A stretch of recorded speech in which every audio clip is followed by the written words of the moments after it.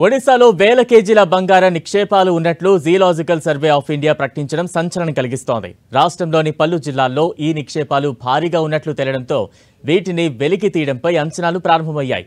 మన దేశంలో బంగారానికి ఉన్న డిమాండ్ అంతా ఇంత కాదు. అలాంటిది ఏకంగా 20,000 కేజీల పసిడి నిక్షేపాలు ఉన్నట్లు జీఎస్ఐ తేల్చడంతో ఆ రాష్ట్ర ప్రభుత్వంలో జోష్ నింపుతోంది.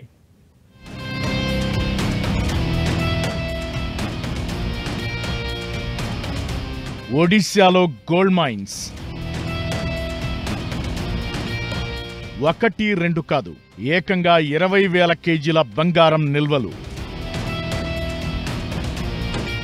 ఒడిశాలో భారీ స్థాయిలో బంగారు ఖనిజ నిక్షేపాలు బయటపడినట్లు జియోలాజికల్ సర్వే ఆఫ్ ఇండియా ప్రకటించడం సంచలనం కలిగిస్తోంది.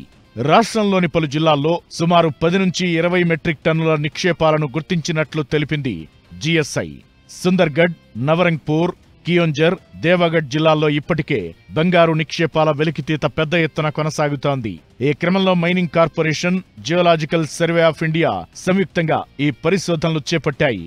అంతర్జాతీయ మార్కెట్లో పసిడి ధర చుక్కలను అంటుతున్న వేళ ఒడిశాలో బంగారు నిక్షేపాల సంగతి బయటపడడంతో జనం సంబరపడుతున్నారు. ఈ దెబ్బతో ఒడిశా సంపన్న రాష్ట్రంగా మారుతుందని అంచనాలు వేస్తున్నారు.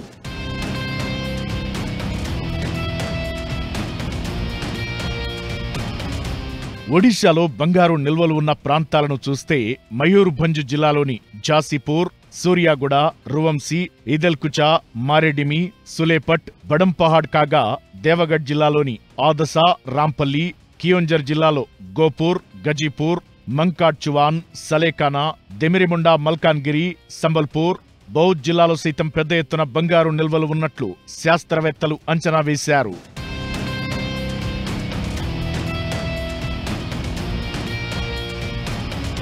బంగారం అంటే మన వాళ్లకి మక్కువ ఎలాంటిదో ప్రత్యేకంగా చెప్పనక్కర్లేదు.